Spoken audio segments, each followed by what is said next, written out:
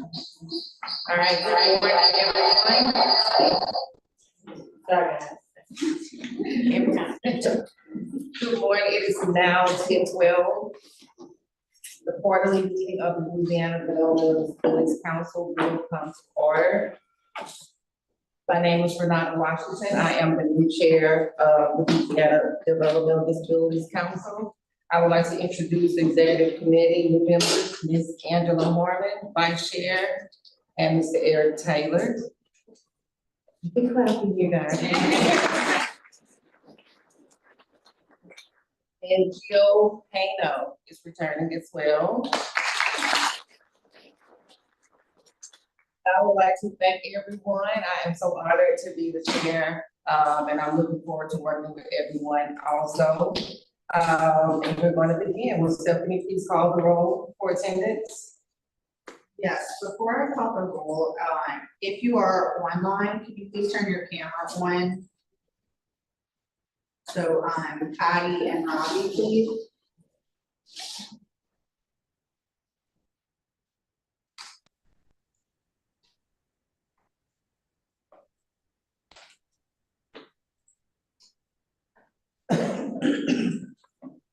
Thank you. Okay, I'll go ahead and call the roll. Dr. Baravecchio. Present.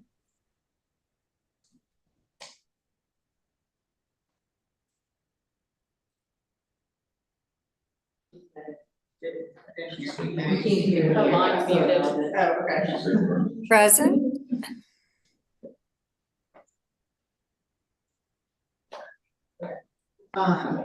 Melissa Bayham. Here. Brian Bennett. Mike Billings. Edith Lunchkey. Judy Boynton. Elena Satchery. Sherry Crane. Here. Jamar Ennis. Present. Christy Thomas. Julie Foster Mason. Jill Hano. Here. Angela Harmon. Here. Meredith Jordan. Sheree Kelly Aguli here. Frank Macaluso. Dr. Meta. Pascal Quinn. Tony Pianta. Tori Roca. Here. Robbie Smith. Here. Brooke Stewart. Eric Taylor. Here. Vivian Webb. Reporting for duty. Gary Williams. Here. Dr. Wilson. Karen Shu. Renata Washington. Here.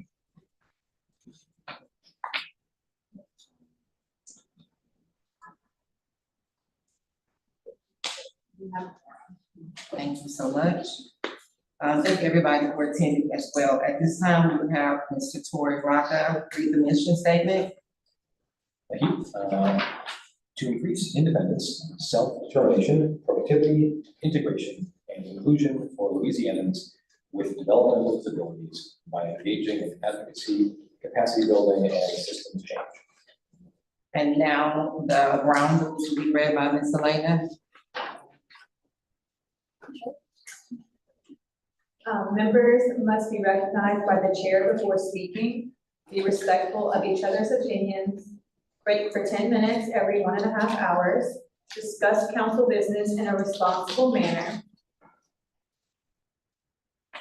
except as necessary, restrict the use of electronic communication during council and committee meetings, silence or turn off all cell phones. The mission statement is posted at every meeting. Be on time for meetings. No alphabets and side conversations are to be kept at a minimum, done quietly and restricted to the subject at hand. Thank you so much. Let's please all adhere to the ground rules, please. At this time, I will read the virtual protocol for committee members and members of the public attended in person.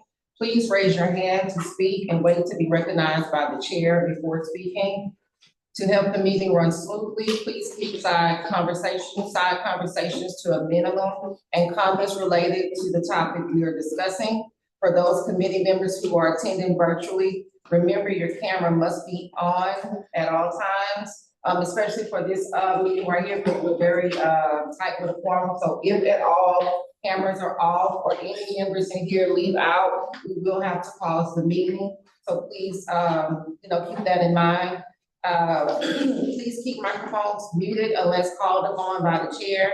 Electronically raise your hand to request to speak and wait to be called on by the chair. For attendees, electronically raise your hand to request to speak. Once recognized by the chair, your microphone will be turned on. After speaking, the microphone will be returned to mute. Also, the Q&A is to only be used by those needing an ADA accommodation to participate in the meeting. Public comment will not be accepted via the Q&A except for those individuals who requested the accommodation. As for order, committee members in person and virtually will be allowed to speak first. Public members in person will then be called on, followed by public participating virtually and have their hands raised. Comments in the Q&A and chat will be addressed last. As with all hybrid meetings, it can be difficult to keep track of all those wanting to speak in person and virtually. Please be patient with us. All comments and questions from committee members and the public may be limited to 3 minutes, and that will be highly enforced, or less should we run into time constraints. So please keep that in mind. Also, comments about a person's character will not be allowed. Finally, members of the public will have the opportunity to provide public comment before each vote and during designated public comment periods. The chair may also use their discretion to determine if comments will be accepted outside of those times.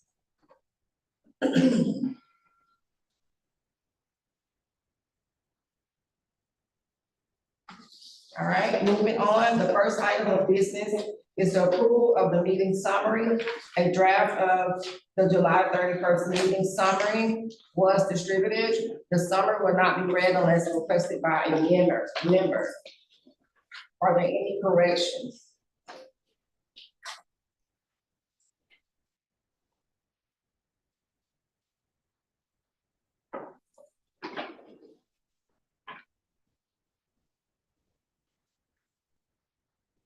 Okay, if there's no objection, the meeting summary is approved as distributed.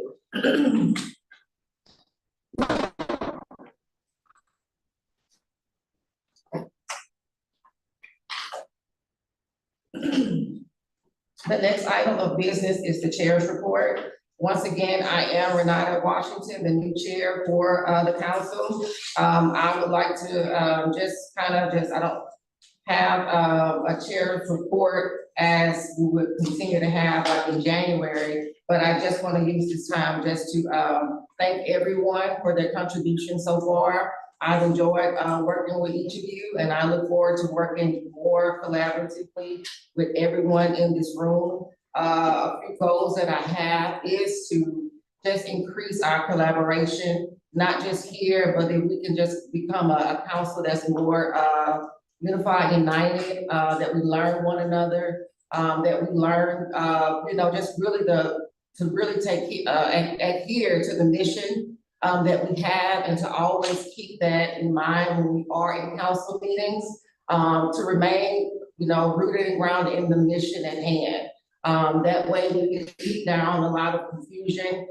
There's going to be times where we may not agree, but we all should be respectful. And that's something that I want the council to be reminded of as I am chair, that I am a woman of integrity. I believe in that, and I believe that we should also have that same mind moving forward as we support those individuals with disabilities. Once again, I want to thank you all. I thank you guys for seeing me as a leader for this council, and I will strive to do my best. Thank you.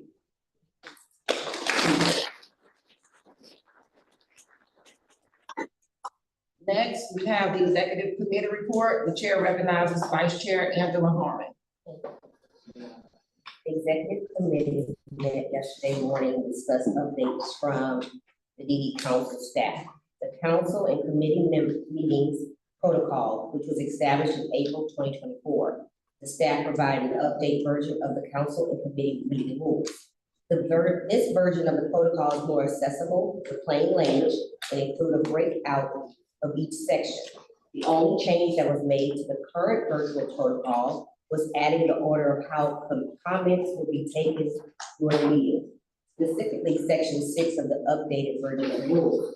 A copy should be in your meeting packet. Second was discussion of the council meeting schedule. The committee also discussed how to potentially cut administrative costs due to the rising costs, specifically costs associated with council meeting travel. While these costs continue to rise, the council's federal funding allotment stays the same at $1.38 million. The executive director provided options for the committee based on information she has gathered from other DD councils across the country and how they are saving on costs. To make the meeting more efficient and cost effective at the same time, some of the ideas that were discussed include having 2 virtual council meetings and 2 in-person council meetings, having committee meetings throughout the quarter before the council meetings, reducing the time of the council meetings, and alternative to catered lunch. We're asking that the council members give these and other possible ideas some consideration to provide guidance to staff. Council office move. The lease for the current office ends November 30th. The executive director also gave the committee information on the council's office move. The new office will be located on South Shore Forest Boulevard in Baton Rouge. And the great thing about the new office is the council will have a permanent meeting space where we can host our meetings. Staff will share information from the council's LADC news and other social media once the move is complete. Additionally, in comparison to the current office space, the new office will provide an increase of square footage by 60 square feet, and the monthly cost will decrease by around $170 a month. Staff anticipates moving into the new space in December. Next order is council member retreat. The committee also discussed options for the next council retreat. We considered having the retreat in April 2026 due to the council's office move and staff not having sufficient time to plan a successful retreat. We will revisit this topic at our January meeting, so if any members have any suggestions that they would like to share, and please send those to Ebony. Code of conduct. Lastly, the committee added an item of the agenda and discussed adopting a code of conduct policy so that expectations are set for how members should conduct themselves during meetings. This will ensure meetings run smoothly and effectively, and that will help to promote a positive cultural change. This concludes the executive committee report from the executive committee agenda items and discussion. The committee has 3 recommendations for the council to consider. At this time, we cannot move forward, we do not have a quorum. Mr. Smith, do you mind coming on camera for us, please? Thank you so much, I appreciate it. Sorry about that. That's okay. The first recommendation is on the update council and committee meeting protocols. On behalf of the executive committee, I move to adopt the updated council and committee meeting protocol as distributed. Thank you, Ms. Angela, for that report. Because the motion is coming from a committee, it does not require a second. It is moved to adopt the updated council and committee meetings protocol as distributed. Is there any discussion from council members? Yes, you're recognized by the chair. Where is it on the? It was on top, so I had. I'll probably have to fix it.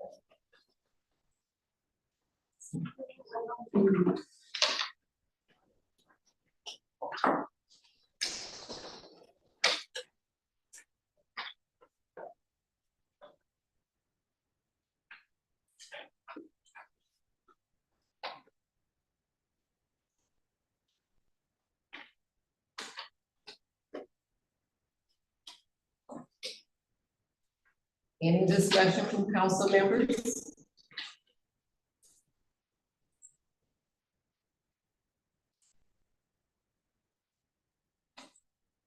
Okay, moving forward, any public comment? No. Thank you, guys. Are you ready for the question? The question is on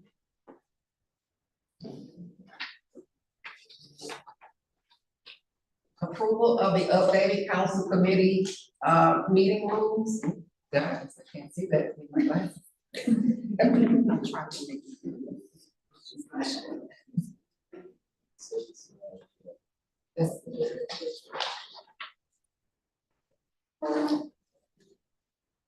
All right, we will have a roll call vote. If you are in favor of the motion to adopt the updated council and committee meetings protocol, say, when your name is called, say yes.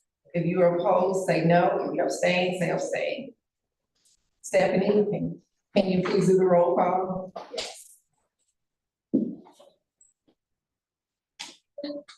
Dr. Barravecchia, Yes. Dr. Barravecchia, yes.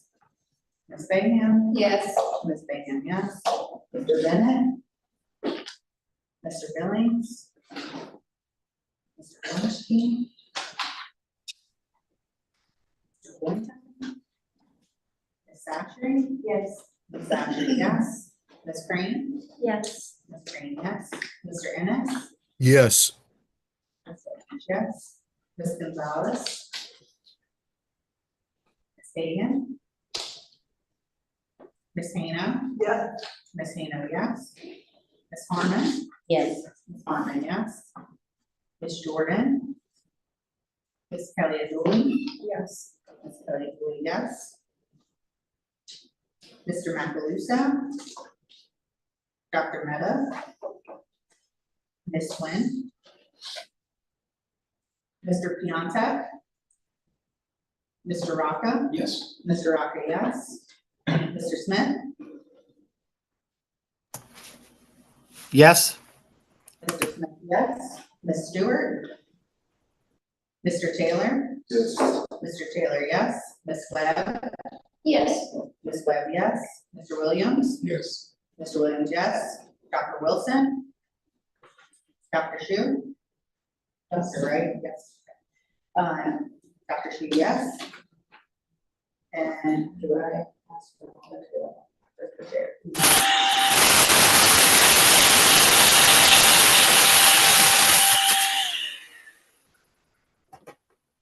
Sorry.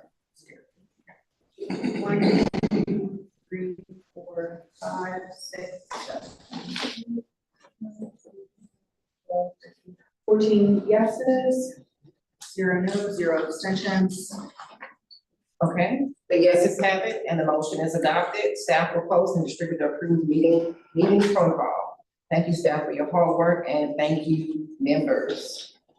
The next recommendation, oh, I'm sorry, let me go back up. The chair once recognizes Ms. Angela. The next recommendation is on the meeting schedule of council committees. On behalf of the executive committee, I move to have the standing committees in Act 378 and the subcommittee meet throughout the quarter in lieu of Wednesday before the council meetings, starting after the January 2026 quarterly council meeting. Okay, because the motion is coming from a committee, it does not require a second. It is moved to have the standing committees and Act 378 subcommittee meet throughout the quarter in lieu of the Wednesday before the council meeting, starting after the January 2026 quarterly council meeting. Is there any discussion from council members?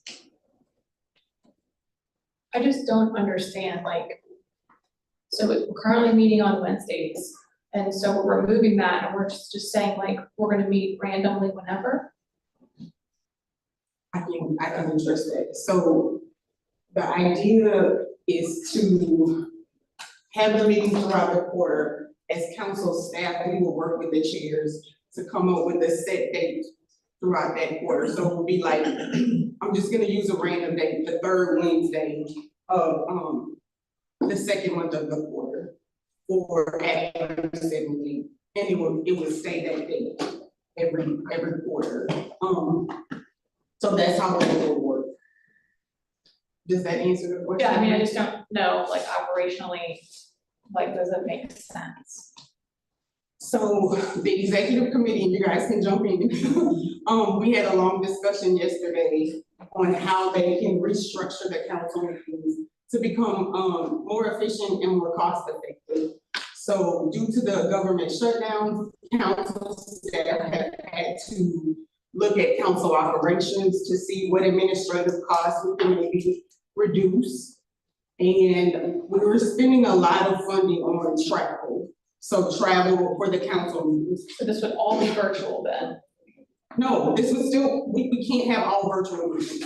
So we would still have to follow Louisiana open meetings law, where we have an anchor location. Now, members chose to participate virtually, they could, but we would still have our anchor location at our office. You guys are still more than welcome to come in person, but virtual is an option.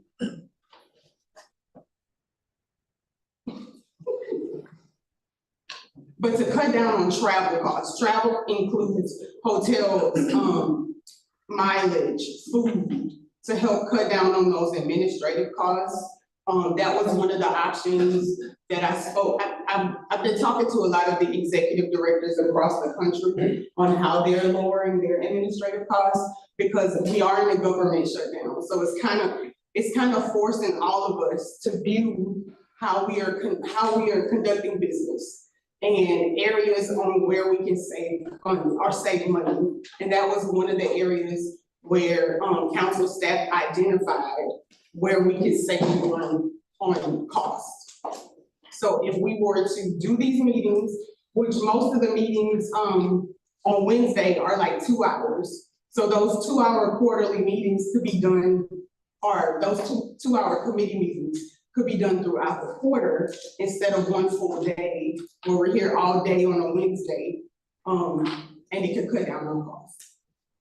Okay, before we move forward with further discussion, I would like to reiterate, before speaking, please be recognized by the chair and state your name. You have something? I don't have anything else unless you have any other questions. Okay, the chair recognizes Ms. Webb. Hi, Vivian Webb here. How exactly are we saving money if we're still paying the travel costs to actually come down here? We'd be paying more in theory because we're paying for rentals on 2 separate occasions, 2 separate days, especially if we want to come to multiple meetings, or if we sit on multiple meetings, then wouldn't that in theory raise costs, not lower them? Also, it's incredibly inconvenient because people who sit on multiple committees or would like to see multiple committee meetings wouldn't instead just be able to come on Monday. They'd have to take the time out of multiple different days and plan and schedule around that, which is in theory harder to get time off for and to plan for. So how is this more beneficial for the council? Thank you, Ms. Webb, for your question. With us being able to attend meetings virtually, that would cut down on travel costs because it is a virtual. Except Ebony already said we can't force everyone to come virtually. These are meetings where we are still able to come in person, Right. But which means we would still be spending money. So there's an option. Yeah. If I can jump in. So there's an option. So most of the committee meetings are like 2 hours.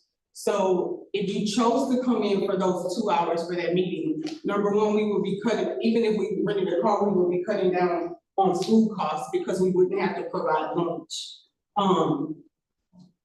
Or a hotel. And so that would cut down on those costs. But also, I think we fought so hard to change Louisiana open meetings law. And so I would hope that everybody would take the virtual option if it's only a 2 hour meeting instead of driving. I think we would have the same effect, or the meetings would have the same effect, virtually. But if you, again, you don't have to take that option, you can still drive in, you can still, rent a car, but ultimately, overall, I think those are cost-saving measures. It still provides an accessibility issue though, because not everyone lives close to Baton Rouge, which means we're not going to have equal opportunity to come to the anchor location, which provides disparities in the meetings on who gets heard, who's listened to, and impacts the meeting overall.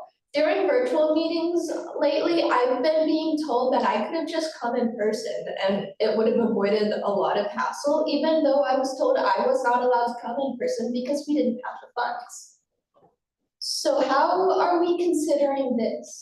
How are we going to make sure it is equitable for everyone across all regions and not just those close to Baton Rouge? We need to hear from everyone in our community, not just those who live nearby. Thank you, Ms. Webb. We'll take that into consideration. The chair recognizes Ms. Payno. I asked a question, I'm sorry. Yeah, but we'll take it into consideration and then we'll get back with you.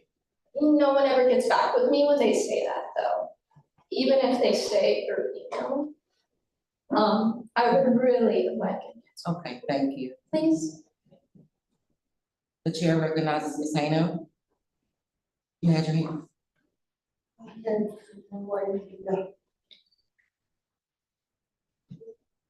I thought you had your hand up. Oh, I know what I was saying, because when the motion was made, like, I wanted to just clarify that we came to this decision and it was based on like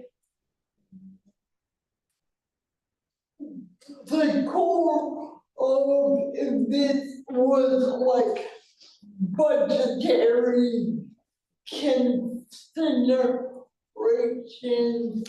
So just to be clear and didn't want people thinking, oh, we just want like, we're just, hey, let's do virtual. And I understand this because during the lockdown, like our community meetings weren't necessary. Right, Melissa, they weren't the Wednesday before the council meeting, they were kind of whenever. Thank you, Ms. Jill, for that.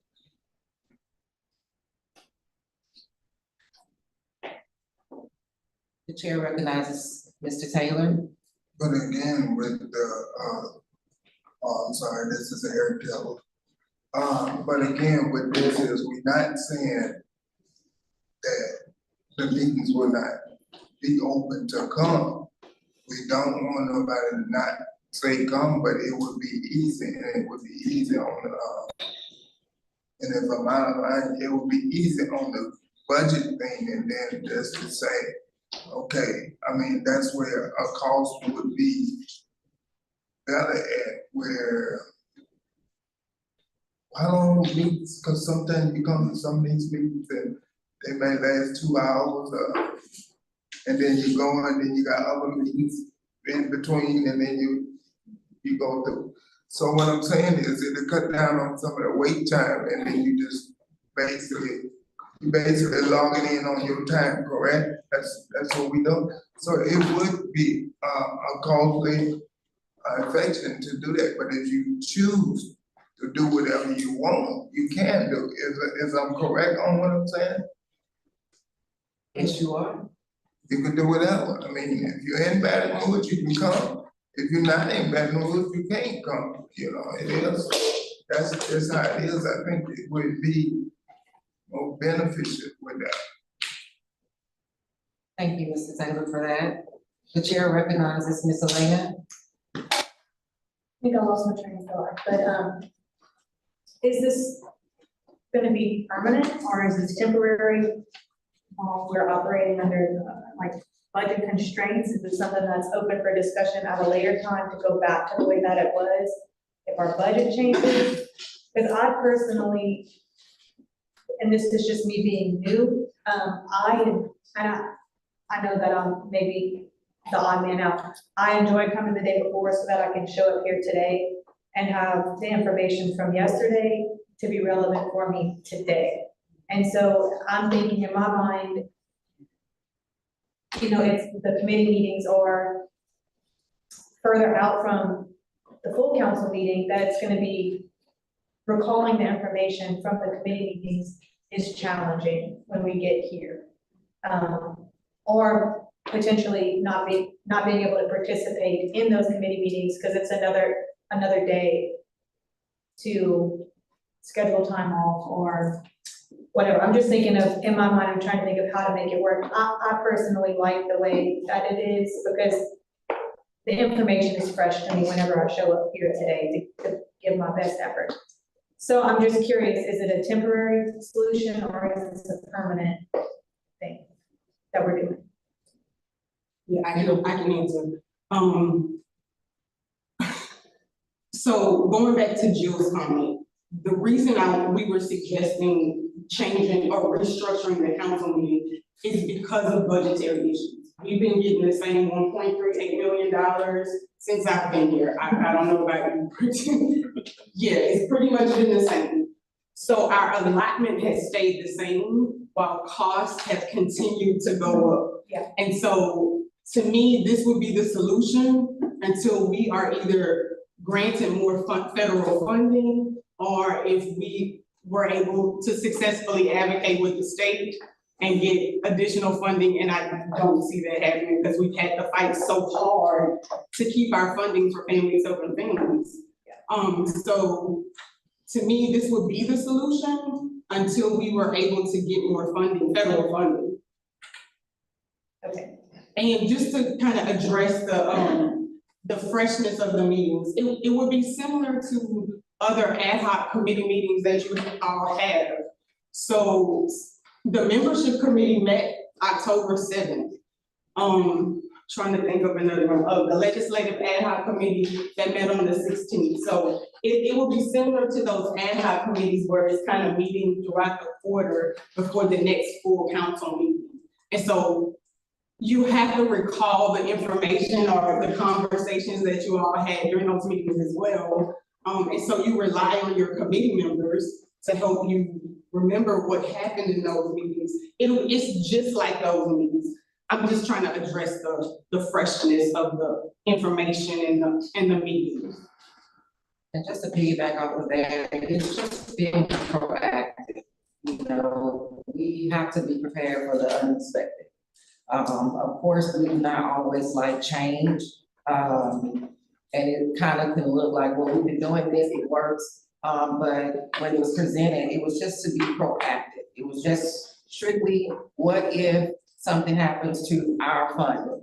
You know, how can we cut back? How can we be proactive in this, you know, just in case it happens? So it's something that we would like to just try, you know, so that we can make sure that we maintain everything else. So wherever we can see where we can cut back, that's what we were trying to do, you know? So Is there like an option to test run it and then make the decision, or do we have to decide? that's a great question. Evan, what do you? I mean, if you guys want to test run it, I think we would still need the motion to do that. Yeah, so if we test it, I mean, if you guys do it and we find that it doesn't work, yeah, I'm open to going back to how things work. I laid out other options that Angela covered in the executive committee report. It wasn't just cutting out the Wednesdays, it was also, if on Thursdays we wanted to reduce the amount of time that you guys are here, these meetings are long, they're all day long, they're exhausting. If you wanted to cut down on the Thursday meeting by maybe eliminating the agency reports. Most agencies send in their report 2 weeks in advance. So we have the information available on our website.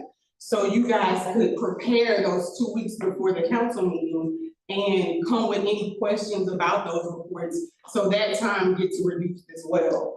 Another option I presented to the council or the executive committee yesterday was two meetings virtually and then 2 meetings in person. So I'm getting all of these ideas from other executive directors across the country who have tried these things and they're working for their councils. And I just wanted to present options to this council to see if you all wanted to sort of restructure things again to address the budgetary issues. We're in a government shutdown. And when I get to my report, I'll talk about that a little bit more. But the council staff are just trying to be proactive, as Renata has already stated, and give you guys options on how we can just restructure things to be more cost efficient and still have effective meetings at the same time. And we thank you guys for that. Yes. Thank you. The council, the chair, oh God, y'all help me. The chair recognizes as well. Hi, so how does this affect self-advocates? We just had a member of the executive committee say, if you're not in Baton Rouge, you don't get to come. We should not be forced to be virtual, and this should be accessible to everyone across the board. It is against the open meetings laws to prevent people from other regions to come to these meetings. Furthermore, you want us to look at things in advance, which, yes, is correct. We should be doing that already. But what about self-advocates who might need further assistance with this? What are we gonna do then? So yeah, I mean, Vivian, I even got ideas from the other executive directors, and this will be in my next report. But last week I was able to attend the executive director leadership summit. One of the things or ideas that I did receive from that leadership summit was to better assist our self-advocates. So one of the things that one of the councils was doing and that I thought would be a great idea for our council is to actually have a training session with our self-advocates, maybe 2 weeks before the meeting, to discuss everything we're gonna vote on, all of the agency reports, any questions that anyone has, just sort of go over the agenda. So if there's any questions that any of our self-advocates have, or if there's any extra support that they need, they can get that support during that training session. And just to go back to what Eric said, I think you might have misunderstood him. I don't think he was saying that people from out of town or, you know, in other areas of the state couldn't come, because you can. According to open meetings law, you can attend, anybody can attend our meetings He in said, person. if you are in Baton Rouge, come. If you are not from Baton Rouge, don't come. Those are his exact words. Point of order. The chair says point of order, that means that everyone needs to silence, and I will address. Ms. Webb, we're trying to bring clarity to the situation for you. Let's keep in mind the ground rules as far as how we're respecting one another when we communicate.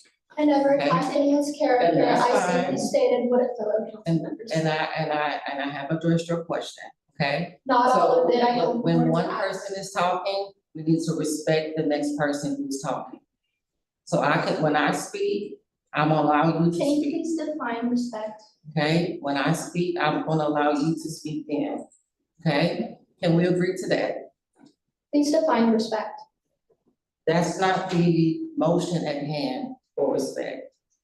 So can we stick to? We have a motion at hand for the respect. what we're talking about here, that's what we want to continue to speak on. I have a question about accommodations. I asked you 24 hours ago. I mentioned it is putting me in pain to raise my hands, especially for extended periods of time. Yeah. What have you come up with since that, question?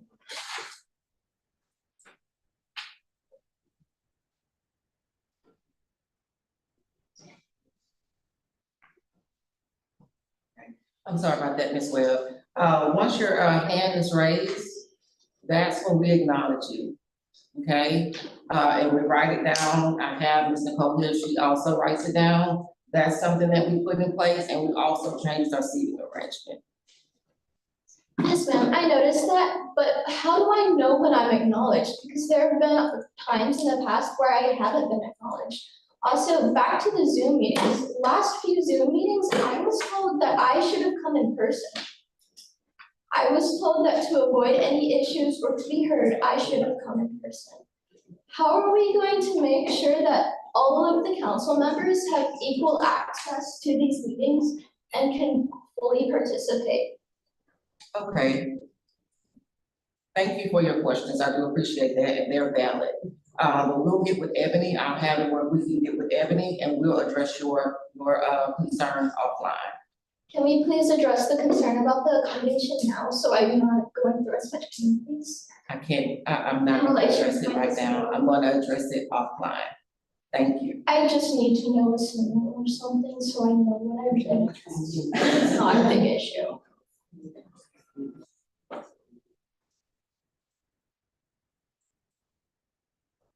Okay.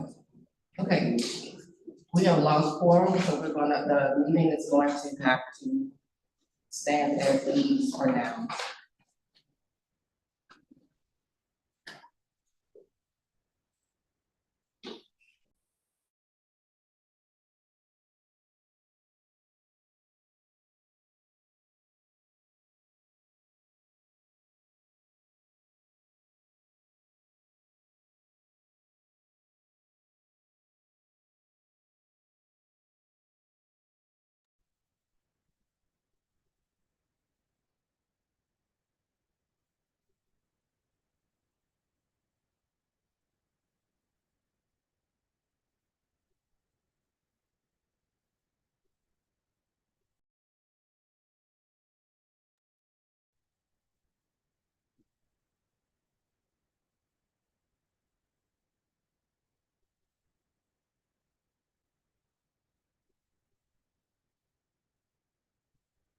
Hello, Madam Chair.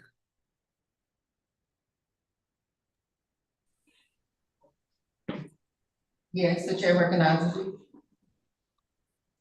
Hi, good morning. This is Jamar Ennis with the Governor's Office of Disability Affairs.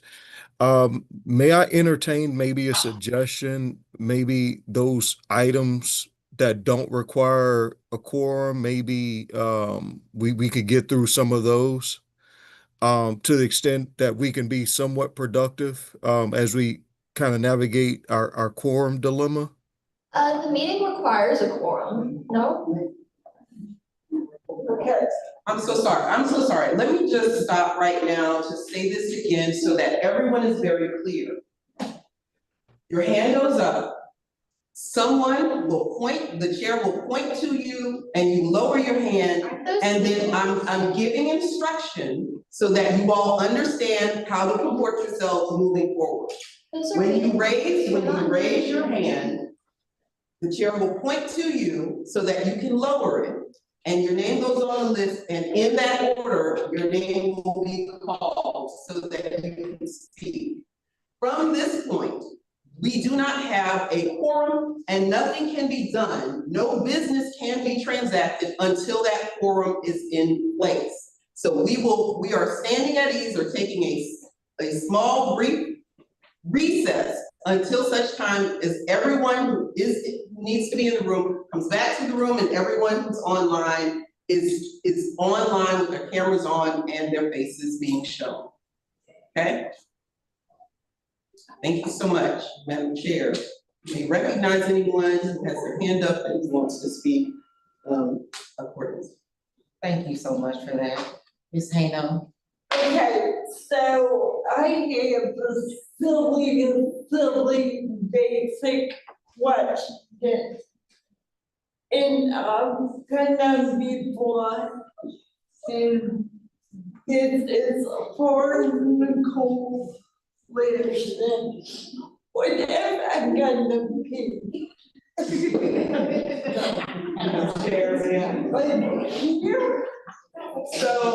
that is a great question. That is an absolutely great question. It's been on my mind for like 3 months. That is an absolutely wonderful question. Under normal circumstances, well, and under all circumstances, get up and go. Get up and go. If you do that in the middle of the meeting, in this particular meeting, and it affects quorum, we will simply stand at ease, take a break, fellowship with one another until you return. Easy peasy. Thank you, Madam Chair. Order, please.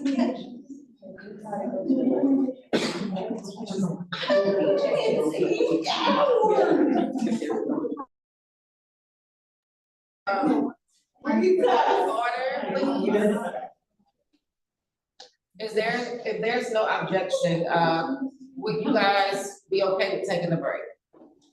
Yes. Okay, the meeting will pause for a 10-minute break.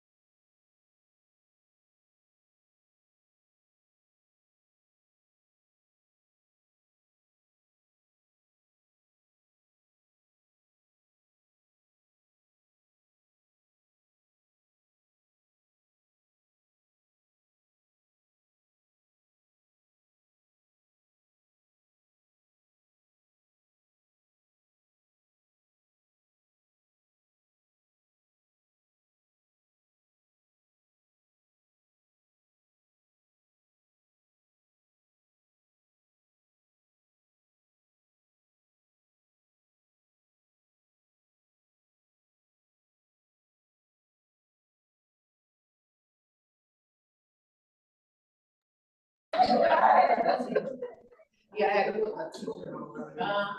Okay, guys, the meeting will come to order.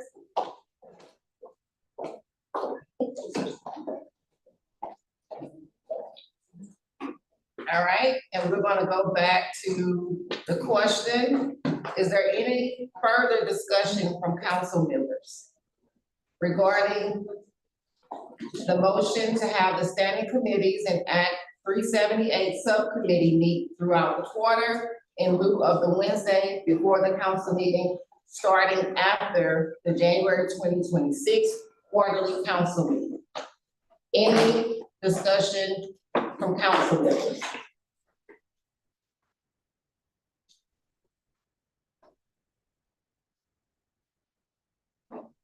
Any public comment?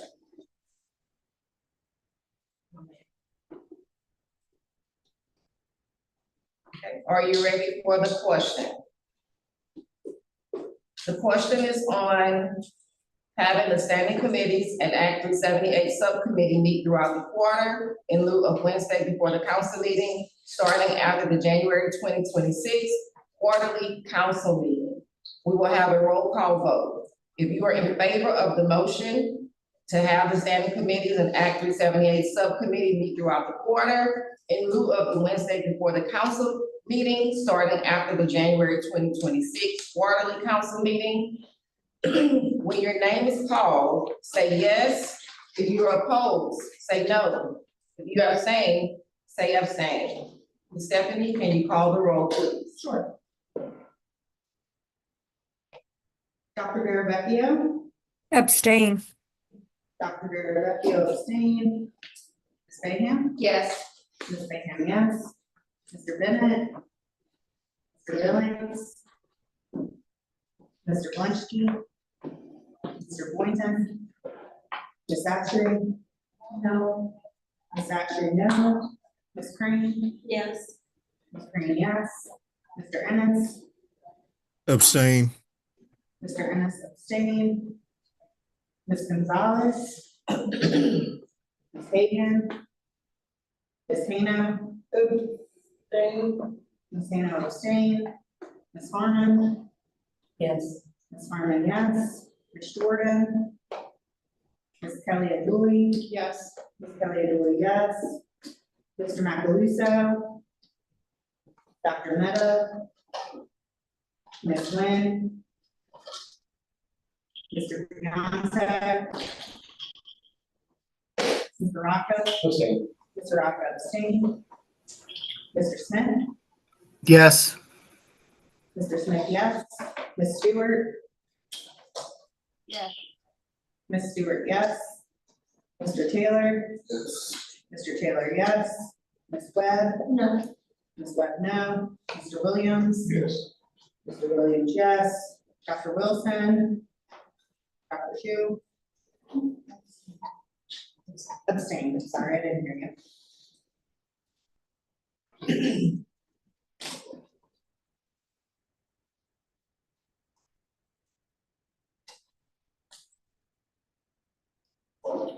You have 8 yeses, 2 nos, and 5 abstentions. Thank you, Stephanie. The yeses have it and the motion is adopted. Staff will update and distribute the information to all committee chairs and work with each committee between February and April to schedule those meetings. Thank you, members.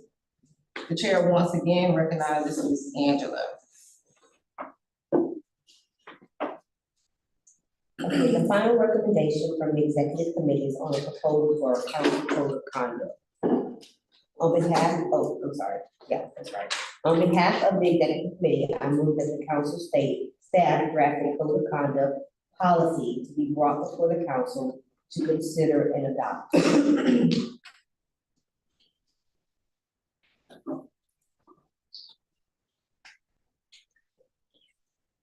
Is there any?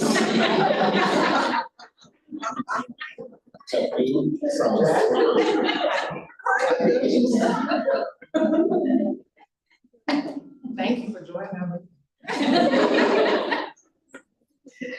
Okay, is there any discussion from council members?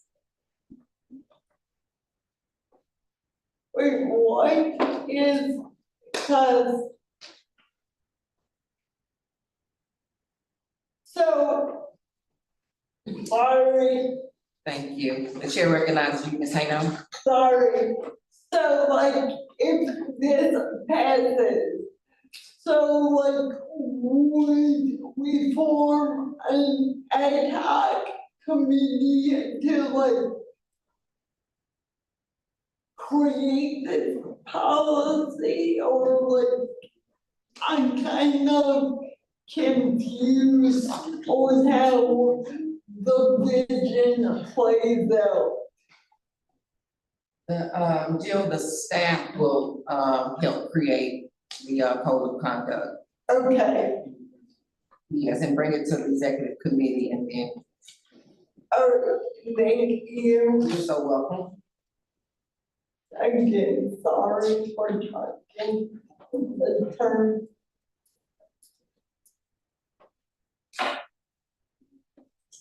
No, discussion from council members, any public comment? No? Okay, are you ready for the question? The question is on the council staff to draft a code of conduct policy to be brought before the council to consider and adopt.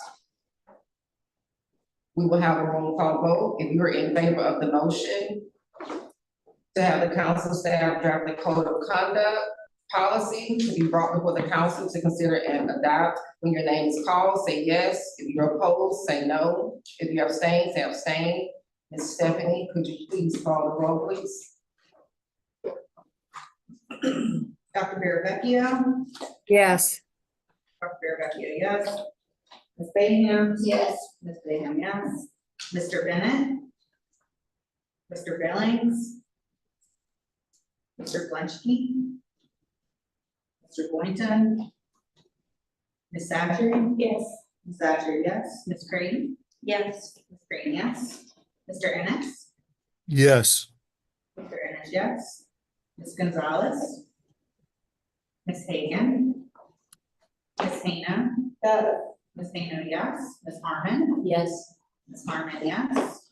Ms. Jordan, Ms. Kelly LaLue, Yes. Ms. Kelly LaLue, yes. Mr. Macaluso, Dr. Meta, Ms. Nguyen, Mr. Pianta, Mr. Rocca, Yes. Mr. Rocca, yes. Mr. Smith, Yes. Mr. Smith, yes. Ms. Stewart, Yes. Ms. Stewart, yes. Mr. Taylor, Yes. Mr. Taylor, yes. Ms. Webb,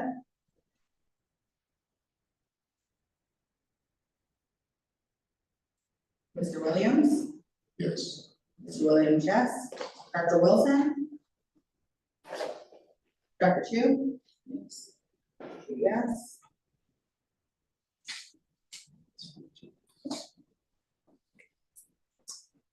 Fourteen yeses, 0 no's, 0 abstentions. Thank you, Stephanie. The yeses have it and the motion is adopted. Staff will update and distribute this information to all,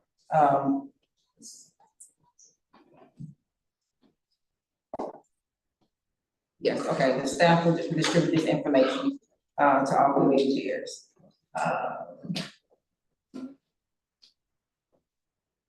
Thank you to the executive committee and thank you members, again, as stated in the report, if you have any, this is.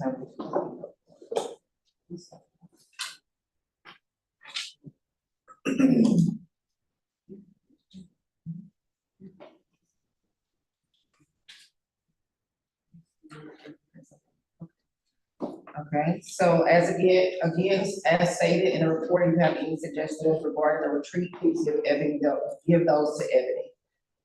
There's some. All right, the next item of business is the executive director's report. The chair recognizes Ms. Ebony Hagan.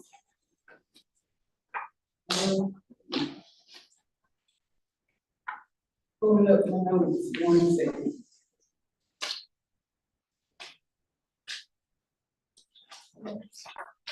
Okay, So if you look in your packets, my report is on the gray paper.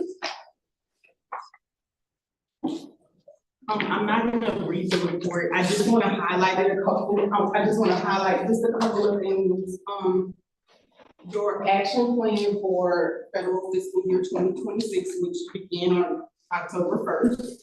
It was submitted and approved by the Office for Intellectual and Developmental Disabilities on September 30th.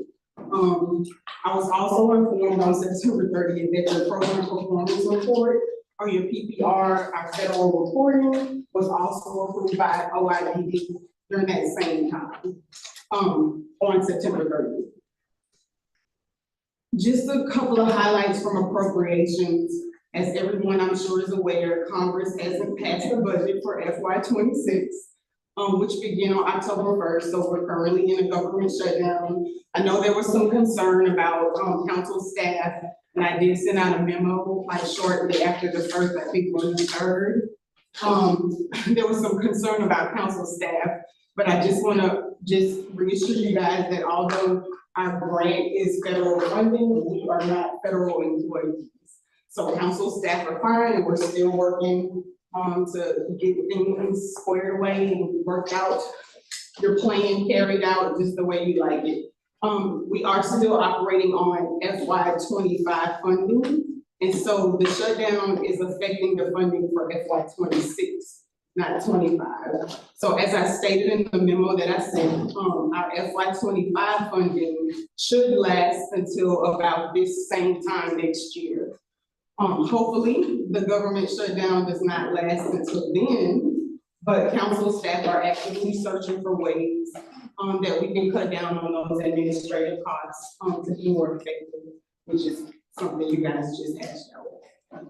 One other thing that I wanted to highlight for my executive director's report is the collaborative efforts with the DD network. So I want to say maybe in September, the Human Development Center, Disability Rights Louisiana, and the DD Council, we met.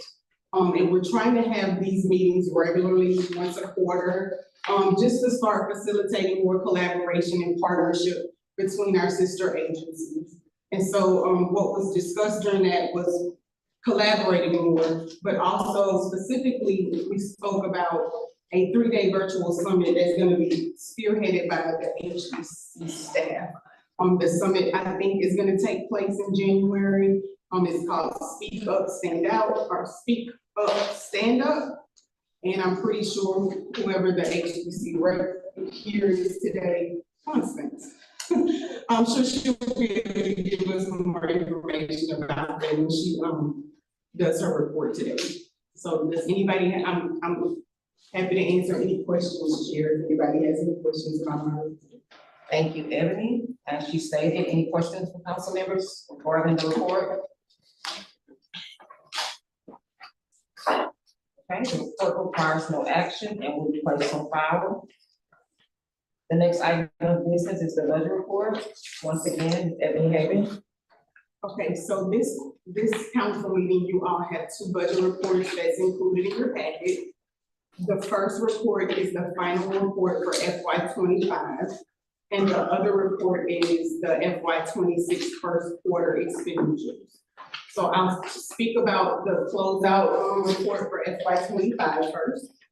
Now that we have all the June invoices that have been processed, these are the final numbers for FY 25. So if you look in that closing column, you'll see all of the expenditures for FY 25. As you can see at the bottom, we spent 93% of our funding, and in the closing column, you'll also notice in red, I know Eric kind of gets nervous when he sees red on the budget report, so I want to make sure I address that for you, Eric. You'll see that we had a refund of $250,000, and that's the funding that was included from the legislature in the supplemental budget for families helping families. So when the funding is put into the supplemental budget, we have to do what's called a carry forward. And so that funding was carried forward to fiscal year 26, which for the state that began on July 1st. So once we get to the first quarter expenditures for FY '26, you all will see that $250,000 was put into the budget in August, if you look at, revenue. What? Or No, I can try to explain. what? Okay, so if you look at the closeout report, that funding in red, that's that $250,000. Okay, wait. The first thing I saw. Okay. Yeah, I see it. You see, okay, so that is the $250,000 that was put in the supplemental budget for families helping families. So whenever the legislature puts things in the supplemental budget, it goes in the current budget, which was FY '25. But we needed that funding for FY '26, so this council staff had to do what's called a carry forward. And, once we completed the carry forward, it put the funding in our FY '26 budget, which is what you guys will see. In, August, under revenue for state general fund, in August, there's $250,000. That's that same $250,000 that was in the closing column for the closeout for FY '25. Okay, Does that make sense? yeah. Okay, great. Okay, I'll keep going unless there's any other questions. Does anybody have any questions about the closeout budget before I move to the first quarter budget? Okay, so for the first quarter budget, there is one thing that I do want to highlight, and that is the expenses in the IAT category, acquisitions category at the bottom, where it says expenditures, it's like the second to last column. IAT are interagency transfers, and as you can see, we've already spent about 40% of that funding. Those expenses are for our payments to LDH. So the Louisiana Department of Health charges us for things like IT services, HR, civil service, payroll, procurement, which is our contracts, and they pay us to even use the system that we have our contracts in. So most of the time LDH wants those costs upfront. They like to collect their money upfront. But I just want to reassure you guys that those are one-time costs, and we won't see those reoccurring. That category will level off now that we have passed July 1st, the beginning of the state fiscal year. We've gotten all of those expenses paid, and we won't be seeing those again. So I just kind of wanted to highlight that, because I didn't want to alarm anyone that we've already spent about 40% of the funding in our IAT acquisitions category. So I'm happy to answer any questions, Chair, if anybody else has any other questions. Any other questions?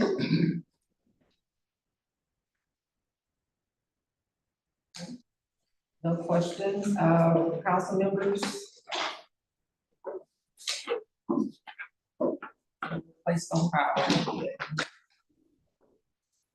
The next item of business is committee reports. First report from the 5-year planning committee. The chair recognizes Bill Hano for the report.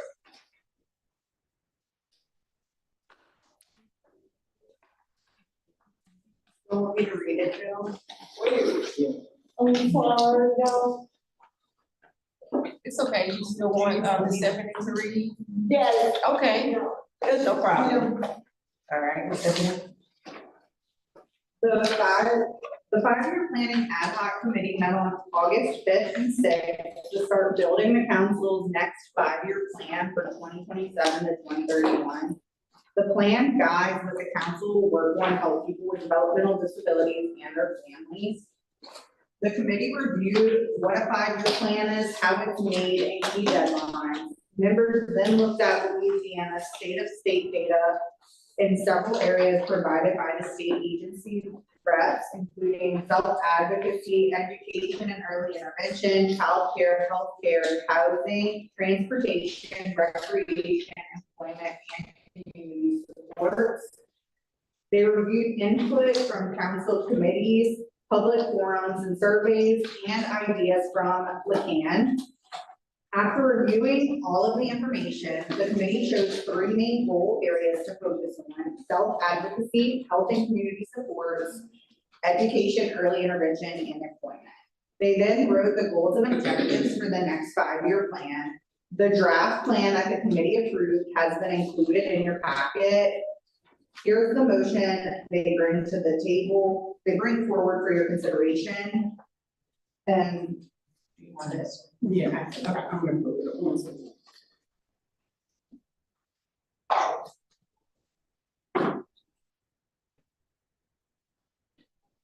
The 5-year planning ad hoc committee recommends that the council finalize the draft, accepts the draft of the 5-year plan and recommends sending it to the full council for final.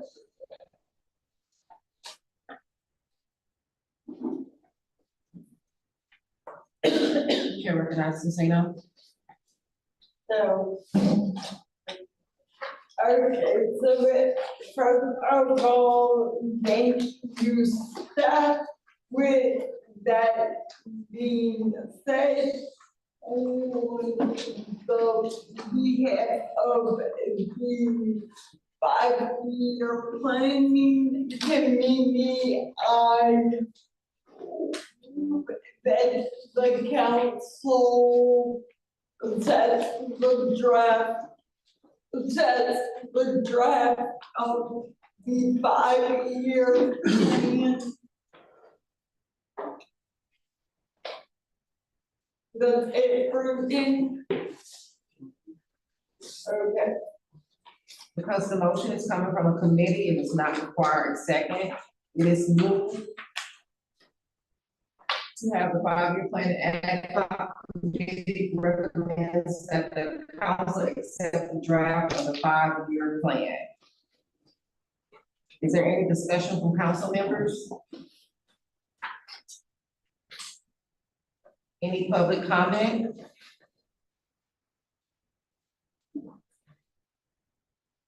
Are you ready for the question?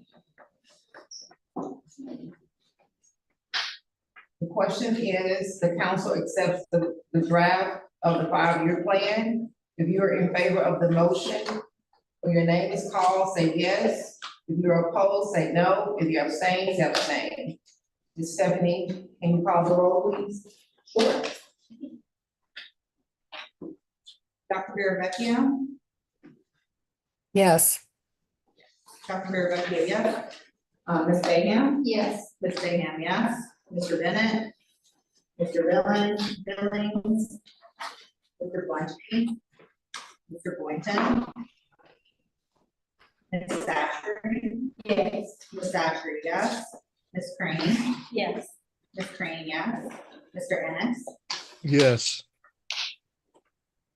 Mr. Ennis, yes. Ms. Gonzalez? Ms. Hagan?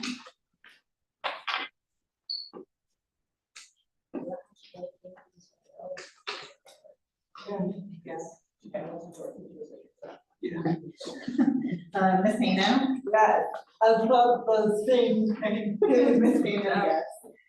Ms. Harmon? Yes. Ms. Harmon, yes. Ms. Jordan? Ms. Kelly Dooley? Yes. Ms. Kelly Dooley, yes. Mr. Macaluso? Dr. Meta?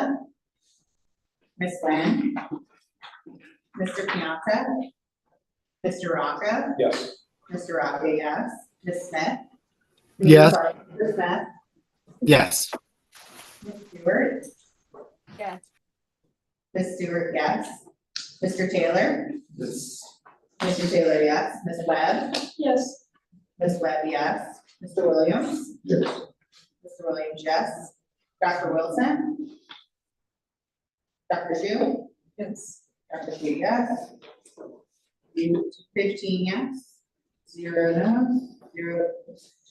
Thank you, Stephanie. The yeses have it and the motion is adopted.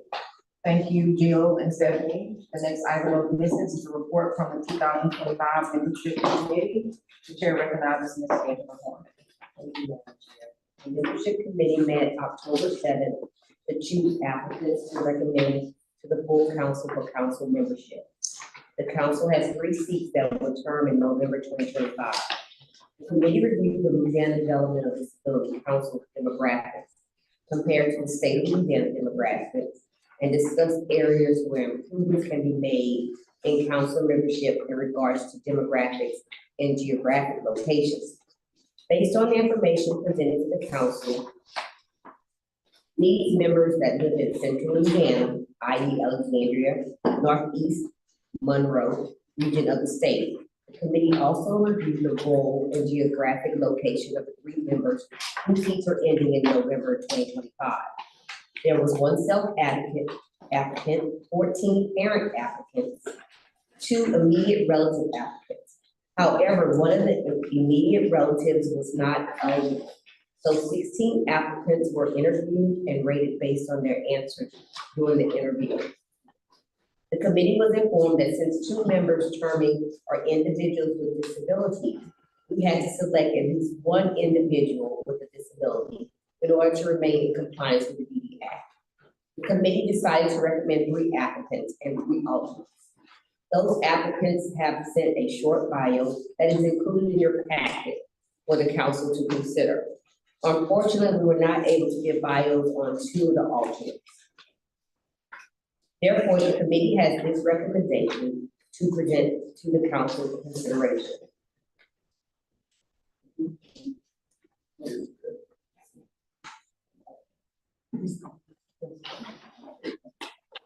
On behalf of the membership committee, I move that the council accept the following applicants for council membership on the Louisiana Developmental Disability Council: Landon Hanks, Audrey Gilman, and Melinda Perry, and the following applicants as alternates: Latoya Carnahan, Tammy DiBiase, sorry if I butchered that, and Lorenzo Lawless. Because the motion is coming from a committee, it does not require a second. It is moved to recommend the following applicants for council membership to the Louisiana Development Disability Council: Landon Hanks, Audrey Gilliam, and Melinda Perelman, and the following applicants as alternates: Latoya Carnahan, Tammy DiBiase, and Lorenza Lawless. Is there any discussion from council members?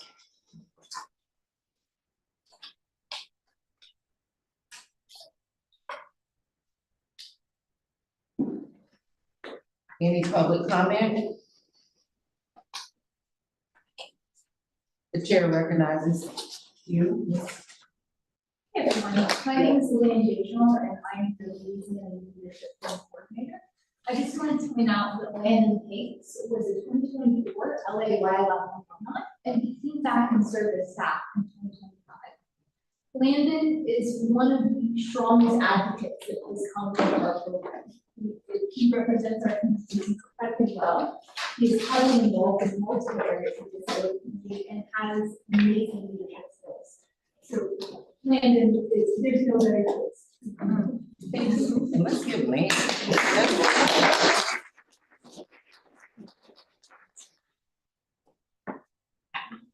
Any other public comment? Okay, are you ready for the question? I think these are statements. That's it. Okay.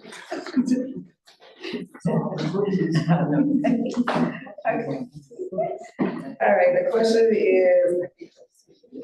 question is on the recommendations for the following applicants for council membership to the Louisiana Developmental Disabilities Council: Landon Hanks, Audrey Gilliam, and Melinda Perelman, and the following applicants as alternates: Latoya Carnahan, Tammy DiBiase, and Lorenza Lawless. I apologize to all these applicants if you're online. Sorry. All right, when if you're in favor of the motion, when your name is called, say yes. If you're opposed, say no. If you abstain, say abstain. Stephanie, can you please do the roll call? Yes. Dr. Barravecchio? Abstain. Dr. Barravecchio abstain. Ms. Bayham? Yes. Ms. Bayham, yes. Mr. Bennett, Mr. Billings, Mr. Flansky, Mr. Boynton, Ms. Sashri, Yes. Ms. Sashri, yes. Ms. Crane, Yes. Ms. Crane, yes. Mr. Ennis, Yes. Mr. Ennis, yes. Ms. Gonzalez, Ms. Hagan, Ms. Haynes, yes. Ms. Haynes, yes. Ms. Harmon, Yes. Ms. Harmon, yes. Ms. Jordan, Ms. Kelly Azul, yes. Ms. Kelly Azul, yes. Mr. Macaluso, Dr. Meta, Ms. Nguyen, Mr. Piantek, Mr. Rocca, Yes. Mr. Rocca, yes. Mr. Smith, Yes. Smith, yes. Ms. Stewart, Yes. Ms. Stewart, yes. Mr. Taylor, Mr. Taylor, yes. Ms. Webb, Yes. Ms. Webb, yes. Mr. Williams, Yes. Mr. Williams, yes. Dr. Wilson, Dr. Shu, Yes. Dr. Shu, yes.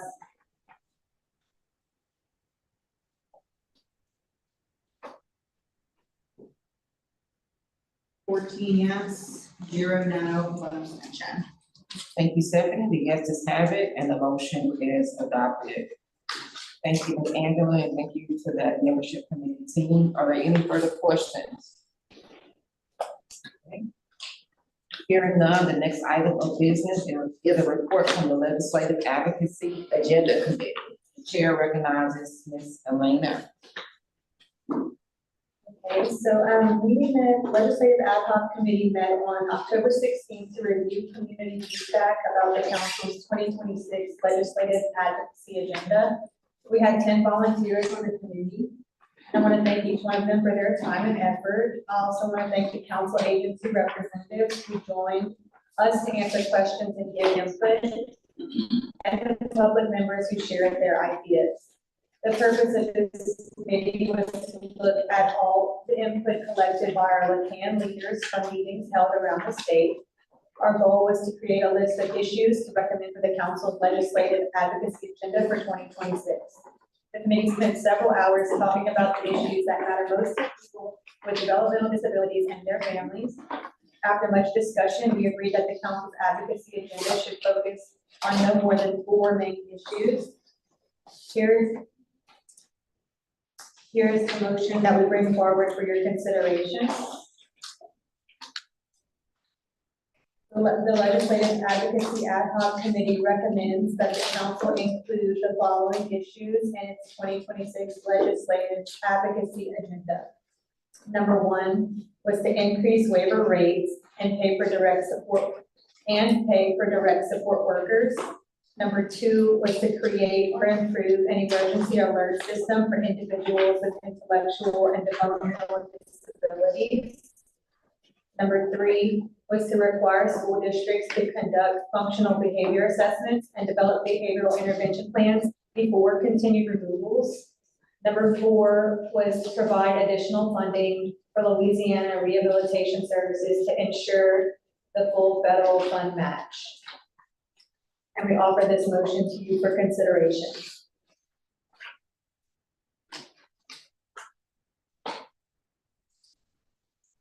Because the motion was coming from a committee, it was not required a second. It is moved to recommend the council include the following 4 issues to the full council for inclusion in the 2026 legislative advocacy agenda. Number 1, increase waiver rates and pay for direct support workers. Number 2, create or improve an emergency alert system for individuals with IDD. Require school districts to conduct functional behavior assessments and develop behavioral intervention plans before continued removals. Number 4, provide additional funding for LRS to ensure full federal fund match. Is there any discussion from council members? Yes. I just would also like to say that the committee did discuss another important issue, which was transportation, and that we recommended that the council consider adding it to the next action plan funding for a statewide transportation study. And this study would help us better understand what can be done to improve transportation options for people with intellectual and developmental disabilities. And based on the results, we would hope that a task force and more advocacy work could be done to put the recommendations into action. Thank you for that. Chair recognizes Ms. Zeno. Thank you. I know I asked a bunch of people this and I'm still not understanding, but why are we, and I have my own issues, and I really do wanna advocate for the whole and not myself. But why are we trying to raise the rates before the rate study is available?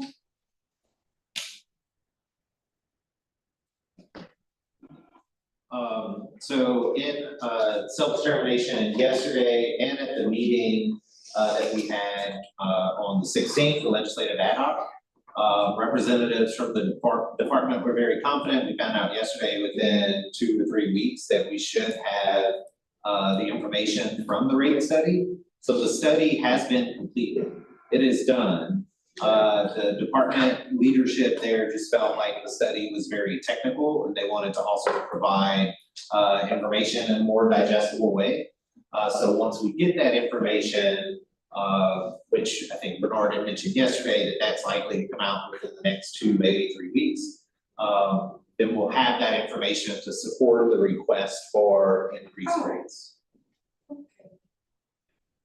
All right. Now, what exactly is increased rates and wages for workers gonna look like? I can't tell you until we get that report and the evidence is there to support both of those requests, but.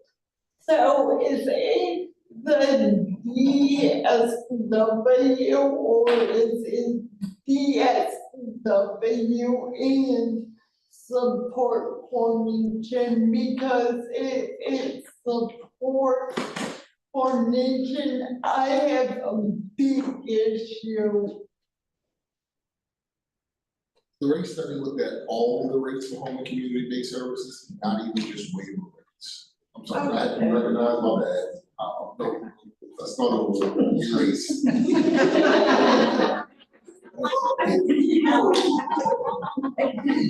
chair recognizes Mr. Brown. All right, Bernard Brown with the CDD.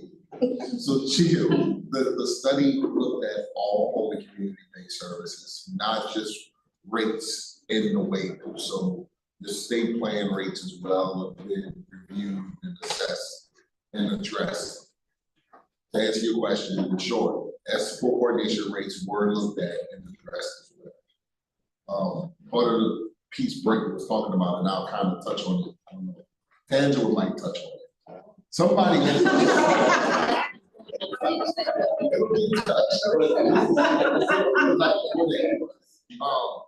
The way it's broken out, you'll see each proposed rate for each service category. So if it's the will of the legislature or whoever that's advocated to push one rate over the other, you have that ability to do so. Okay. Thank you. Great discussion. The chair recognizes Ms. Sheree. Hi, I'm Sheree Dooley. So I guess my question will probably lie with you, Bernard. So the provider agencies that are participating in the value-based incentive care measures or metrics, when that funding comes in, are those the dollars that we would use to pay the direct support workers? Or like where are those incentive payments going to be routed? I'm still recognizing, separate and apart, that value-based payment funding is coming from the American Rescue Plan expanded plan. So that money is already drawn down and allocated for. So that'll be a separate process, and that's tied more to supplemental payments, meaning like not the rates, not what they bill, not the the folks, not what they're billing for, or not what's tied to their rate of service, pay for the service they provide. It's a separate supplemental payment, separate money. That answers the question, I feel like it does. Yeah, I'm just wondering where, like, when the payments come in for provider agencies that have met their metrics, like, is that just like money however they wanna spend Yes. it, or is it? Yes, okay, yes, so yes, they yes. could pay their workers if they wanted to, or they could spend it however. Well, the idea behind some of them, like,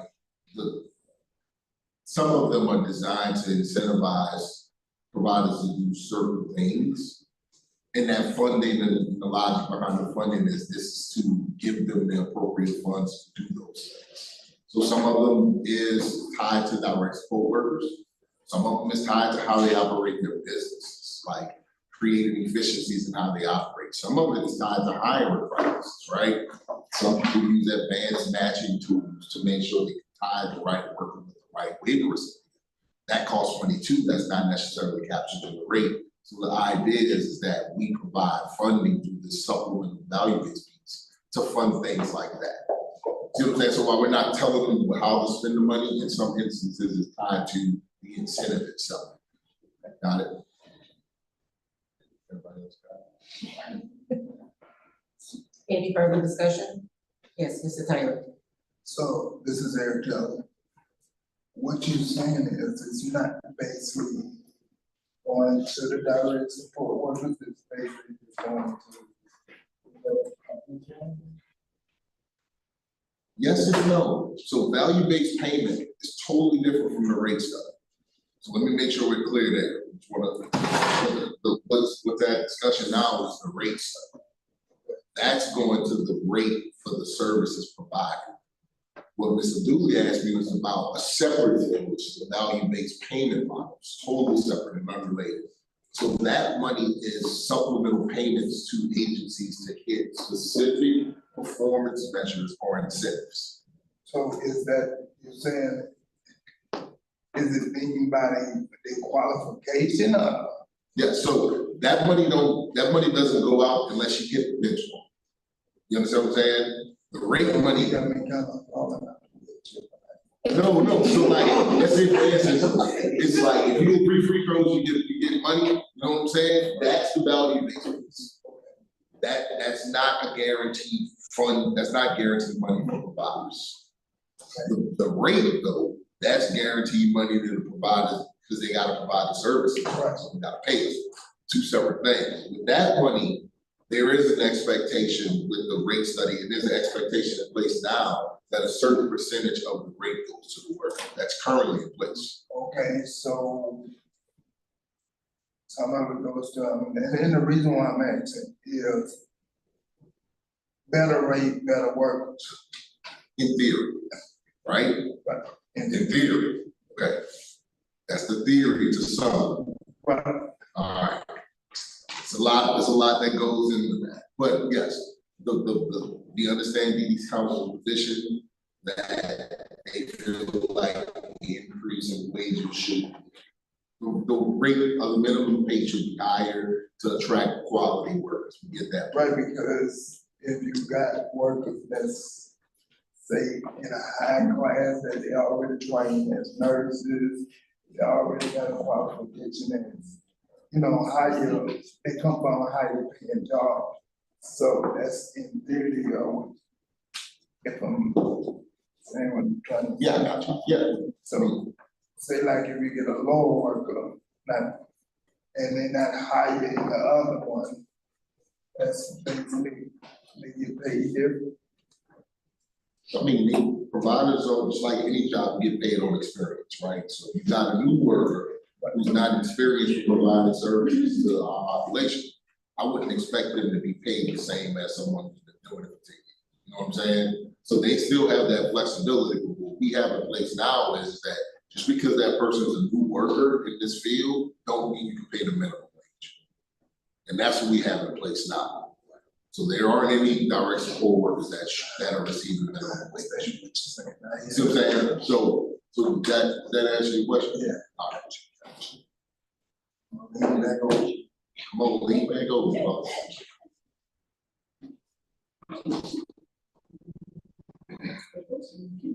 No, I was just trying to see, I couldn't see that. That's fine, it's just. If I start making it any bigger, it's gonna clear it all. Okay, thank you. Okay, any further comment? Alright. Great first question. The question is to recommend the council approve the following 4 issues of the full council for inclusion in the 2026 legislative advocacy agenda. Number 1, increase waiver rates and pay for direct support workers. Number 2, create and improve an emergency alert system for individuals with IBE. 3, require school districts to conduct functional behavior assessments and develop behavioral intervention plans before continuing removals. Number 4, provide additional funding for LRS to ensure full federal fund match. If you're in favor of the motion, when your name is called, say yes. If you're opposed, say no. If you're abstaining, say abstain. Ms. Stephanie, can you, please call the roll? Dr. Barravecchia, Abstain. Dr. Barravecchia abstain, Ms. Bayham, Abstain. Ms. Bayham abstain, Mr. Bennett, Mr. Billings, Mr. Blanchky, Mr. Boynton, Ms. Sashri. Yes. Ms. Sashri, yes. Ms. Crane, Abstain. Ms. Crane abstain, Mr. Ennis, Abstain. Mr. Ennis abstain, Ms. Gonzalez, Ms. Hagan, Ms. Hano, Yes. Ms. Hano, yes. Ms. Harmon? Yes. Ms. Harmon, yes. Ms. Jordan? Ms. Kelly Dooley? Yes. Ms. Kelly Dooley, yes. Mr. Macaluso? Dr. Mehta? Ms. Nguyen? Mr. Pianta? Mr. Rocca? Yes. Mr. Rocca, yes. Mr. Smith? And Bright School email. Yes. Mr. Smith, yes. Ms. Stewart?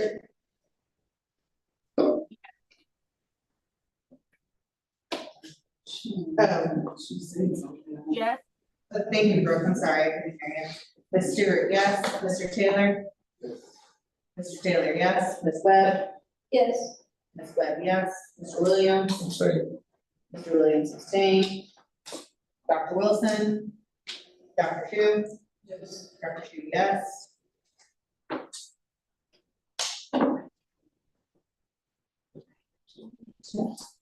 Continues. 5 abstentions. Great, thank you. 0 nays. Thank you, Stephanie. The yeses have it and the motion is adopted. Moving on, if there's no objection, the meeting will recess for lunch. Hearing none, the meeting is at recess. It's now 12:01. We'll reconvene at 1. Thank you.